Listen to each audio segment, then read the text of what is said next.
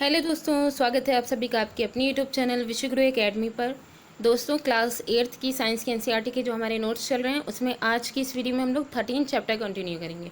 ठीक है, तो 13 चैप्टर देखिए, वो है ध्वनि यानी साउंड के बारे में हम लोग पढ़ेंगे। इसमें साउंड कैसे प्रोड्यूस होता है, ठीक है, कौन कौन से ऑर्गन जैसे मनुष्यों में कैसे प्रोड्यूस होता है, क्या रीज़न है साउंड के, और अगर जो ध्वनि है उसकी प्रदूषण, ये सारी चीज़ें इनके बारे में थोड़ा थोड़ा इसमें डिस्कस करेंगे। तो चलिए देखते हैं।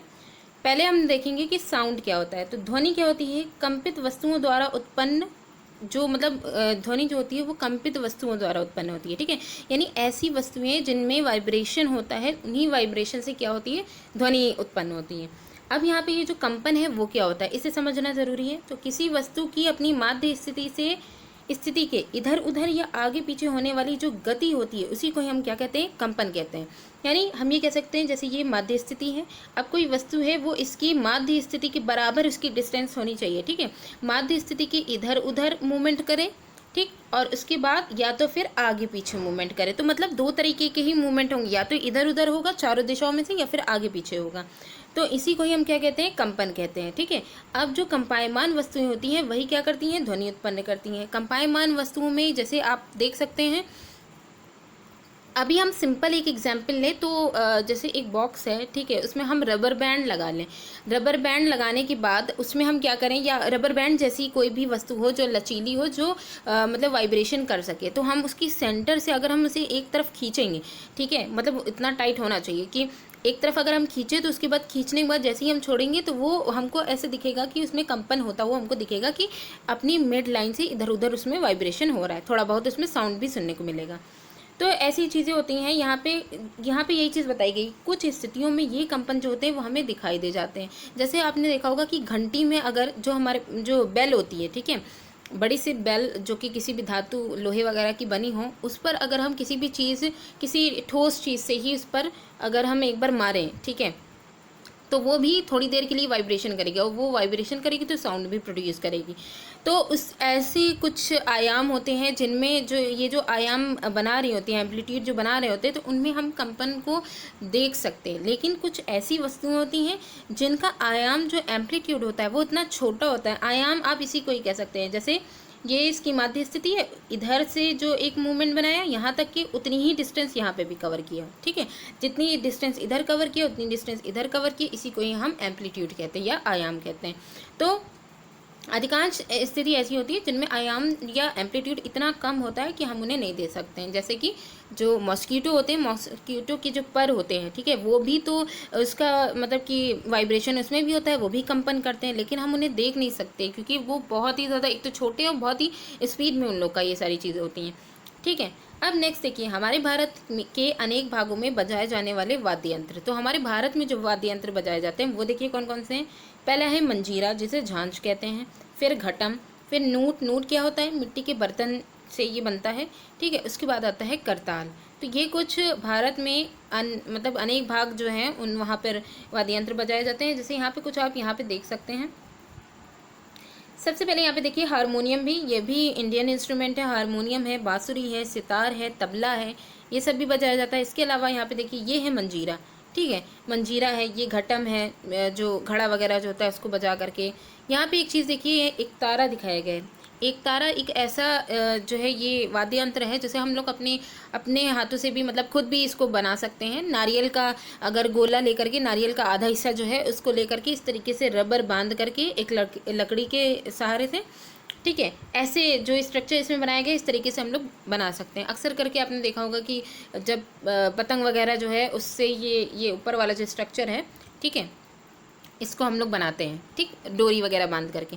तो ये चीज़ है, ये कुछ जो है मतलब यहाँ पे इंस्ट्रूमेंट थे वो हो गए।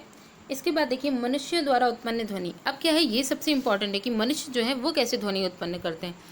तो देखिए मानव में ध्वनि वाक यंत्र अथवा कंठ यानी जिसे हम लैरिंग्स बोलते हैं, इनके द्वारा उत्पन्न होती है। मनुष्यों में जो ध्वनि उत्पन्न करने वाला या जिसे हम कहते हैं साउंड बॉक्स, वो क्या होता है, उसे कंठ या लैरिंग्स कहते हैं।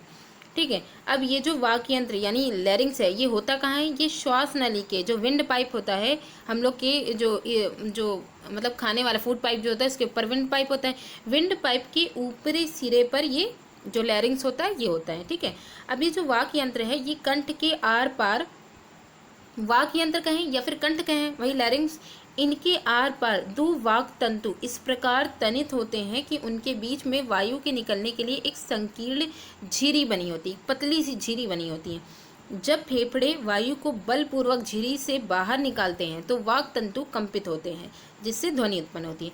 अब क्या है, जो वाक तंतु हैं वो बीच में है, विंड पाइप जो है उसकी विंड पाइप नहीं, यहाँ पे लैरिंग्स जो है उसके बीच में आर पार है, एक तरह से देखें, ठीक है, आर पार एक झिरी की तरह स्ट्रक्चर बना रहे हैं, तो एक पतली झिरी की तरह। तो जब ये जो फेफड़े हैं वो बहुत बलपूर्वक जब एयर को वहाँ से निकालेंगे तो क्या होगा, वाक तंतु जो होंगे उनमें वाइब्रेशन होगा, क्योंकि इनमें जैसे ही उन पर प्रेशर पड़ेगा तो अपनी वो तने हुए एक तरह से है ना, तो वो अपनी माध्य स्थिति के इधर उधर मूवमेंट करेंगे। तो यही जो वाक तंतु जैसे ही कंपन करेंगे तो वही साउंड के फॉर्म में निकलेगा, ठीक है। अब यहाँ पे देखिएगा, कुछ पुरुषों, जैसे यहाँ पे पुरुषों और महिलाओं में अलग अलग वाक तंतुओं की लंबाई बताई गई है। पुरुषों में वाक तंतुओं की लंबाई लगभग 20 mm होती है, ठीक है, और महिलाओं में वाक तंतुओं की जो लंबाई होती है वो 15 mm होती है। वाक तंतुओं की लंबाई भी यहाँ पे बहुत इंपॉर्टेंट रोल प्ले करती है। आपने देखा होगा कुछ डोरियाँ जो बहुत लंबी, मतलब वो किसी सिरे पर तनी भी हैं लेकिन काफ़ी लंबी हैं, तो अगर लंबी डिस्टेंस पे हैं तो क्या है कि उनको अगर हम वाइब्रेट करते हैं, ठीक है, तो वो बहुत ही वो मतलब उनका साउंड थोड़ा भारी होगा, ठीक है, क्योंकि उनका जो एम्पलीट्यूड होगा वो काफ़ी बड़ा बड़ा बन रहा होगा, ठीक। लेकिन अगर वाक तंतुओं की लंबाई अगर छोटी है तो उसमें जल्दी जल्दी एम्पलीट्यूड बनेंगे, मतलब आयाम, और उनकी जो ध्वनि होगी वो भी थोड़ी तेज़ होगी। तो इसी वजह से महिलाओं की जो ध्वनि होती है वो थोड़ी तीक्ष्ण होती है। आगे देखिए, यहाँ पे दिया गया है ध्वनि संचरण के लिए माध्यम की आवश्यकता। ये सबसे इम्पॉर्टेंट पॉइंट है कि जो ध्वनि संचरण कहें या फिर साउंड वेव जो होती हैं उनके लिए मीडियम इम्पॉर्टेंट होता है। तो देखिए, जब किसी बर्तन में से वायु पूरी तरह निकाल दी जाती है तो कहा जाता है कि बर्तन में निर्वात है, अतः ध्वनि निर्वात में संचरित नहीं हो सकती है। ये बहुत ही इंपॉर्टेंट यहाँ पे कहा गया है कि जो साउंड वेव होती हैं वो निर्वात में उनका मूवमेंट नहीं होता है, ठीक है। वास्तव में ध्वनि किसी भी ठोस में संचरण कर सकती है, किसी भी ठोस, जैसे कि धातु है या फिर लकड़ी है, और जो है इसके अलावा और भी जैसे यहाँ माध्यम दिए गए हैं कि इस प्रकार किसी भी माध्यम जैसे गैस, द्रव, ठोस किस में सभी दिशाओं में संचरित हो सकती हैं। ओवरऑल अगर कहें तो जो साउंड वेव होती हैं उनके लिए मीडियम चाहिए होगा। अब वो चाहे मीडियम आपका गैस के फॉर्म में हो, चाहे द्रव के फॉर्म में हो, चाहे ठोस के फॉर्म में हो।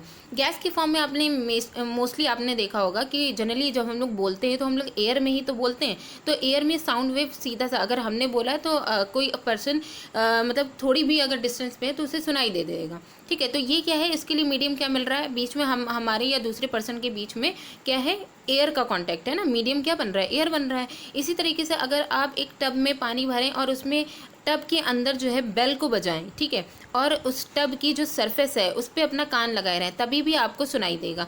तो वहाँ पे भी जो ये चीज़ आपको सुनाई देगी तो ये भी एक मीडियम हो जाएगा। और यहाँ पे देखिए, जैसे ठोस है, ठोस में कैसे ध्वनि का संचरण हो सकता है, जैसे रेल की जो पटरी होती है, ठीक है, वो धातु की बनी होती है, और उसमें अगर मान लीजिए कि एक कोई बच्चा उसमें कान लगा करके, मतलब कान लगाई हुए है पटरी से, ठीक है, और उसकी काफ़ी डिस्टेंस जैसे 2-3 मीटर की डिस्टेंस पे दूसरा कोई बच्चा अगर उसमें किसी ठोस चीज़ से ठोक रहा है, ठीक है, तो उसका साउंड जो बच्चा कान लगाए हुए है वो इतनी डिस्टेंस पे उसको सुनाई देगा। इसका मतलब ये है कि ठोस में भी जो है जो साउंड वेव होती हैं उनका संचरण होता है। तो ओवरऑल यहाँ पे यही है कि जितने भी मीडियम होंगे, यानी साउंड वेव के संचरण के लिए, उनके मूवमेंट के लिए मीडियम का होना ज़रूरी है, निर्वात में उनका मूवमेंट नहीं होता है। उसके बाद देखिए, हम ध्वनि को अपने कानों के द्वारा सुनते हैं। अब जो हमारे कान के द्वारा जो सुना जाता है उसमें क्या चीज़ इंपॉर्टेंट है जहाँ तक कि ये पहुँचेगा, तो कानों के द्वारा हम सुनते हैं। कान के बाहरी भाग की आकृति कीप जैसी होती है, ठीक है। जब ध्वनि इसमें प्रवेश करती है तो ये एक नलिका से गुजरती है, मतलब ध्वनि इसमें जैसे ही प्रवेश करेगी, कीप का क्या होता है, ऊपर वाला भाग चौड़ा होता है, नीचे एक नलिका जैसा शेप होता है, तो नलिका से होकर के गुजरेगी, जिसके सिरे पर एक पतली तनित झिल्ली होती है। नलिका के सिरे पर एक पतली तनी हुई झिल्ली होती है, ठीक है, जिसे क्या कहते हैं, कर्णपटह या ईयर ड्रम कहते हैं। अब ये जो ईयर ड्रम होता है वो एक तनित रबड़ की शीट के समान होता है, झिल्ली जो है वो एक रबड़ की शीट के समान होती है। ध्वनि की कंपन कर्णपटह को कंपित करते हैं। अब क्या है, वैसे भी ध्वनि जो निकली है, ठीक है, वो क्या है, वो एक साउंड वेव जो पूरी निकली है वो कंपन के फॉर्म में, यानी वाइब्रेशन के फॉर्म में ये निकली है। तो ये जो वाइब्रेशन के फॉर्म में निकली है ये कहाँ जाएगी, कर्णपटह के पास जाएगी और वहाँ का जो वो पर्दा है, ठीक है, उसको वाइब्रेट कर देगी। फिर वहाँ से वाइब्रेशन कहाँ तक जाएगा, अंतर कण जो इनर ईयर है वहां तक उसको भेज दिया जाता है। यानी वाइब्रेशन एक स्टेप बाय स्टेप वाइब्रेशन आगे बढ़ता जा रहा है। तो कान के अंदर जो पर्दा होता है जिसे हम कर्णपटह कहते हैं, ये आगे उस साउंड का वाइब्रेशन जो है वो आगे इनर ईयर तक के भेजेगा, वहां से संकेतों को मस्तिष्क तक भेज दिया जाता है। इस प्रकार हम ध्वनि को सुनते हैं। तो इसलिए हमें ये पता चलता है कि अलग अलग इंस्ट्रूमेंट या अलग अलग मनुष्यों की जो आवाज़ है उन्हें हम पहचान सकते हैं कि ये किसकी आवाज़ है, ठीक है, किसके अकॉर्डिंग, वाइब्रेशन के अकॉर्डिंग। अब यहाँ पे हम देखेंगे कि ये जो साउंड है वो अलग इंस्ट्रूमेंट या अलग लोगों का अलग अलग क्यों होता है, तो उसके लिए क्या रिस्पॉन्सिबल है। तो पहले यहाँ पे कुछ स्ट्रक्चर है उन्हें देख लीजिए। ये वाला जो दिखाया गया है ये पहला है, जो मनुष्यों का वाक यंत्र है उसको दिखाया गया है, जिसे हम लैरिंग्स कहते हैं, ठीक है। तो वो इस जगह पे होता है, विंड पाइप के ऊपरी सिरे पर होता है। कैसे, यहाँ पे देखिए एक झिर्री, पतली पतली जो झिर्री दिखाई गई है, यही जो झिर्री होती है जब फेफड़ों से तेज़ वायु जब निकलती है तो इसी में ही वाइब्रेशन होने लग जाता है। इसके बाद ये कान का जो स्ट्रक्चर है वो दिखाया गया है। कान का ऊपर वाला जो चौड़ा भाग है और अंदर कीप जैसा स्ट्रक्चर है, और इसके सिरे पर क्या लगा हुआ है, यही पर्दा जिसे कर्णपटह कहते हैं, ठीक है। यही वाइब्रेशन होकर के इनर ईयर तक ही जाता है, फिर इनर ईयर से ब्रेन तक इसको पहुंचा दिया जाता है, ठीक है।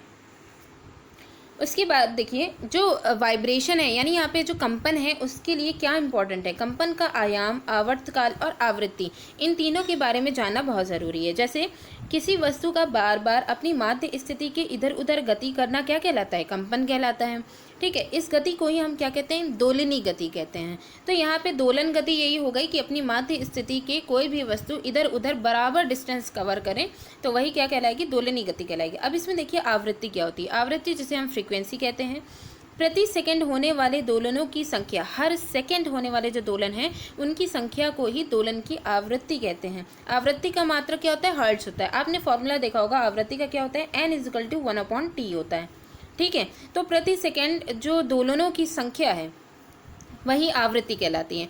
अब इसी ये जो फॉर्मूला है इसी से ही आप आवर्तकाल भी निकाल सकते हैं। इसका मतलब आवर्तकाल क्या हो जाएगा, t=1/n हो जाएगा, ठीक है। तो इस तरीके से इसका आवर्तकाल का भी फॉर्मूला आ जाएगा। अब यहाँ पे देखिए आयाम और आवृत्ति जो होती है वो किसी ध्वनि के दो महत्वपूर्ण गुण हैं। यानी आयाम और आवृत्ति जो है यही किसी भी साउंड के सबसे इम्पॉर्टेंट जो है मतलब प्रॉपर्टी होती है। भिन्न आयाम और भिन्न आवृत्ति की ध्वनियाँ भी भिन्न प्रकार की जो है होती हैं। तो मतलब हमें जो अलग अलग ध्वनियाँ जो अलग अलग समझ में आ जाती हैं कि ये किसकी है, वो किसकी है, ठीक है, कौन सी हारमोनियम की है, कौन सी मंजीरा की है, किस मनुष्य की कौन सी आवाज़ है, ये कैसे पता चलता है, उनकी आयाम और उनकी आवृत्ति से पता चलता है। अब यहाँ पे देखिए सबसे इम्पोर्टेंट तो यही है कि प्रबलता एवं तारत्व, प्रबलता और तारत्व के बारे में जानना ज़रूरी है।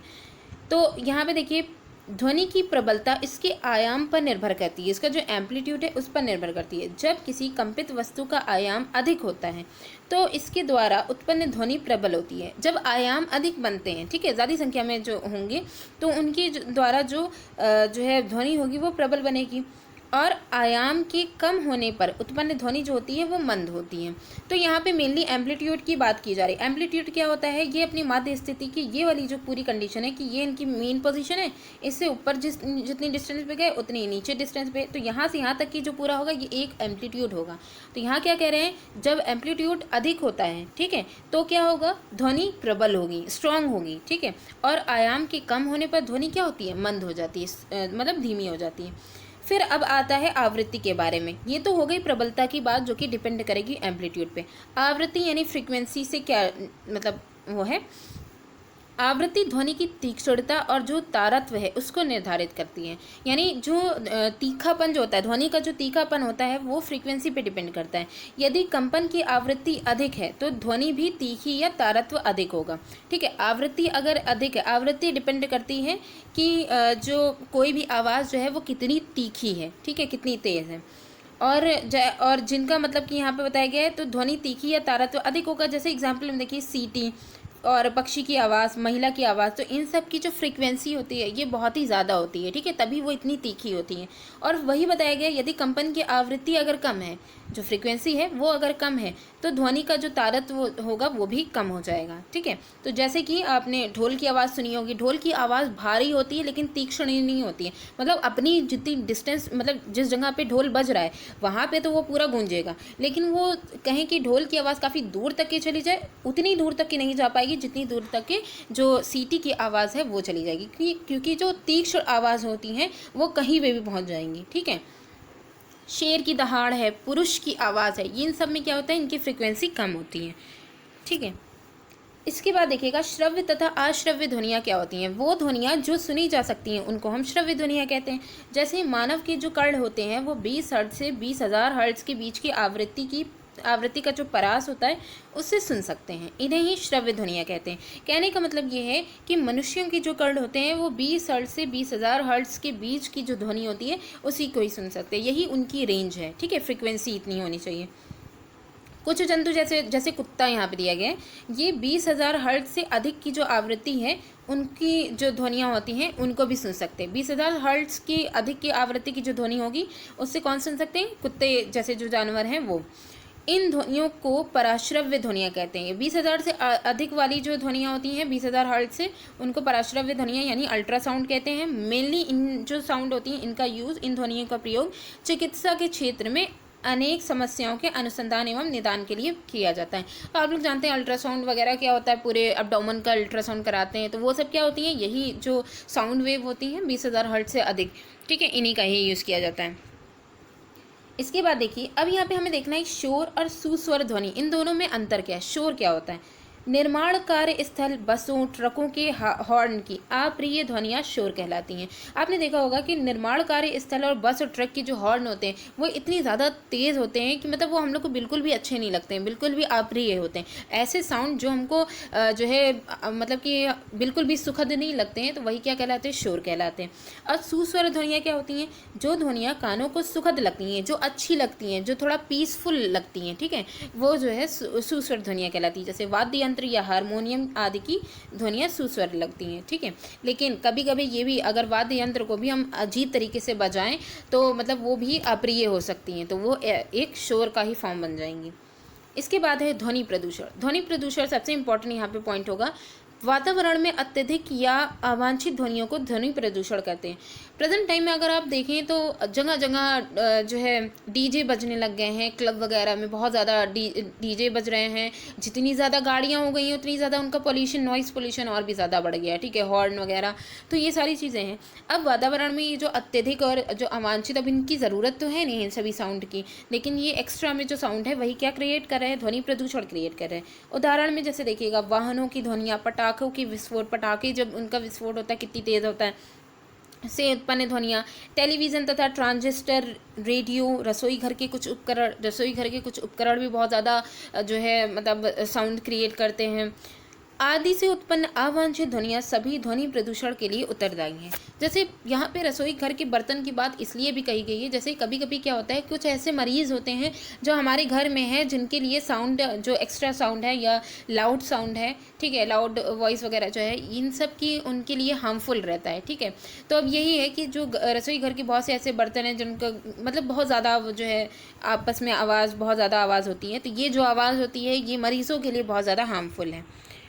ठीक है, तो अब यही देखना है कि ध्वनि प्रदूषण से हानि क्या क्या हो रही है। तो देखिए, अनिद्रा है, अति तनाव, चिंता, अन्य बहुत से स्वास्थ्य संबंधी विकार ध्वनि प्रदूषण से उत्पन्न हो गए हैं। और अगर आप देखेंगे तो प्रेजेंट टाइम में बहुत से ऐसे लोग हैं, ज़्यादा तादाद में ऐसे लोग हैं जिनको नींद ही नहीं आती है। ठीक है, या नींद की मतलब अनिद्रा की बहुत ज़्यादा परेशानी हो गई है, टेंशन बहुत ज़्यादा रहता है, मतलब वो तनाव बहुत ज़्यादा रहता है, स्ट्रेस रहता है, टेंशन रहती है। तो ये सारी जो है ये सब किसकी वजह से हो रहा है, ध्वनि प्रदूषण के कारण हो रहा है। ध्वनि प्रदूषण के नियंत्रण के उपाय, हम कैसे इसको नियंत्रण कर सकते हैं। तो पहला उपाय देखिए, ध्वनि की प्रबलता को कम करने के लिए वायुयानों के इंजनों, यातायात के वाहनों, औद्योगिक मशीनें तथा घरेलू उपकरण में रव शामक युक्तियाँ, जिन्हें हम साइलेंसर कहते हैं, वो लगानी चाहिए। आपने देखा होगा कि प्रेजेंट टाइम में अभी क्या ई रिक्शा जैसी कुछ जो मतलब कि एक व्हीकल चला है, तो ये काफ़ी जो है हेल्पफुल है। एक तो जो वायु प्रदूषण है उसके लिए भी इम्पोर्टेंट है, उसके लिए भी काफ़ी अच्छा है, और नॉइज़ पोल्यूशन के लिए भी अच्छा है। आपने देखा होगा कि इसमें बैटरी से मेनली ये ई रिक्शा वगैरह जो होते हैं ये चलते हैं। स्कूटी में भी जो है बैटरी वाली स्कूटी आने लग गई थी।